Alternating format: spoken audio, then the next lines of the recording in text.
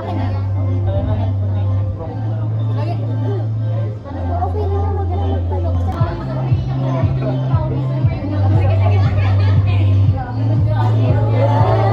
how was your lunch, people? So we are the groupmates and our team name is Team Mang.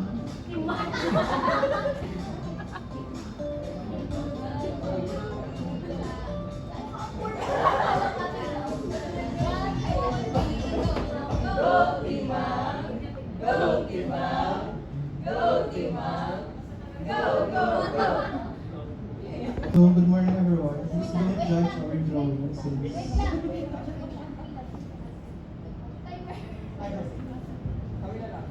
So, di ko alam if kung anong kind of drawing na pa-perceive nyo, but this drawing is a torch. Pero, leadership and the ability for us student leaders to lead other students through the darkness. And then the flame represents the burning passion of our student leaders to lead, to guide other students into... Hello everybody, we are the group 2. So our team name is called Melika Sweethearts. So this is Ariel. Melika Sweethearts, go, go, go! Kahit anong kaya, go, go, go! Walang mapapagod, go, go, go! Para sa kinabukasan, go, go, go!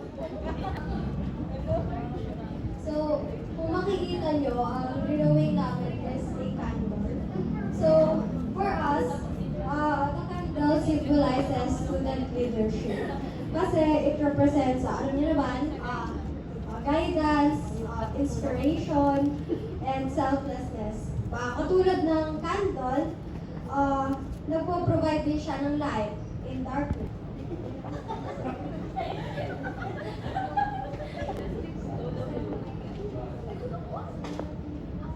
Gold Blue Group! Coming through!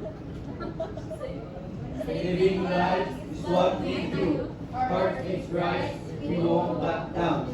Gold Blue Group, we on this train.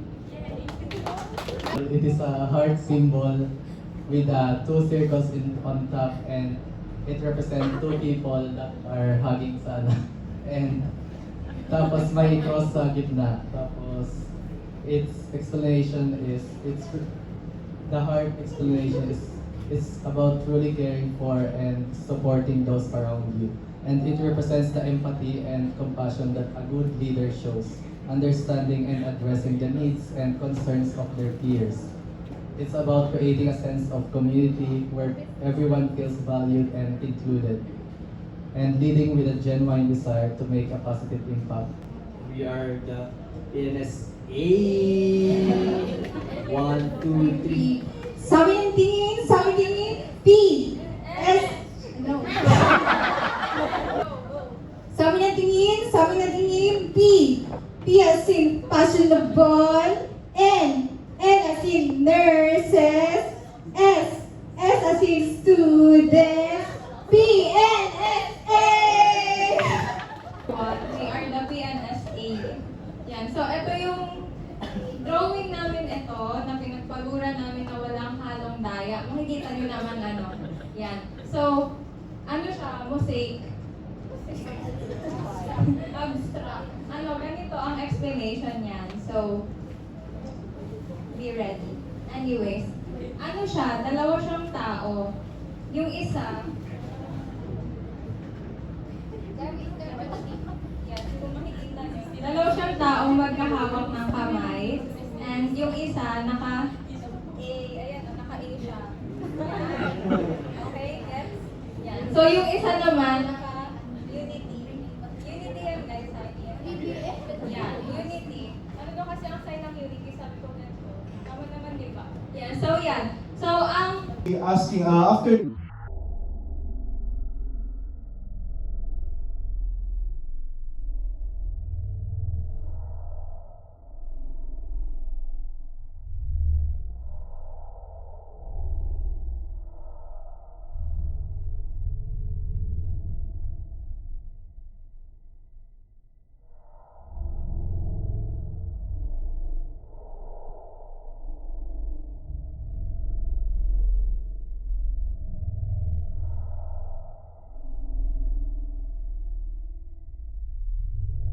volunteer to an team acts as a uniting factor, and also it means that we can also implement our project.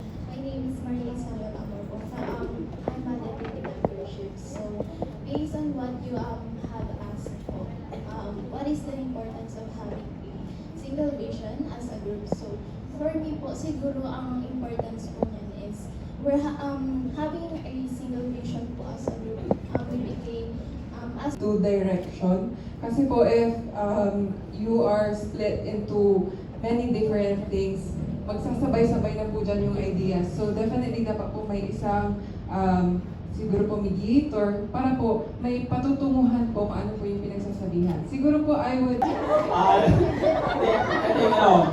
I think vision is something important for an organization so that through days of being an organization, it makes an organization have an ideal. Maybe just gain a little bit of energy, a little bit of vibe. No. Ano yan? Mata. Ano pa? Ano yung isa? Other, person dyan sa circle ninyo na hindi nyo katabi or kaharap. Go. Dapat right hand. Make sure na right hand. Hindi right hand po ha. Right hand. Giritong ito, okay? Guluwas ng taga-party doon yan, connect yan. Okay guys. Ayun. Doctor, what? Go. Slowly but surely.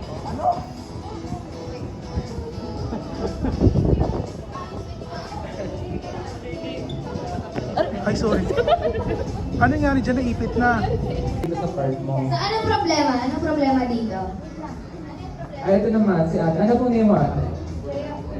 Si ate Julia. So, ano pong nasi-feel mo ngayon?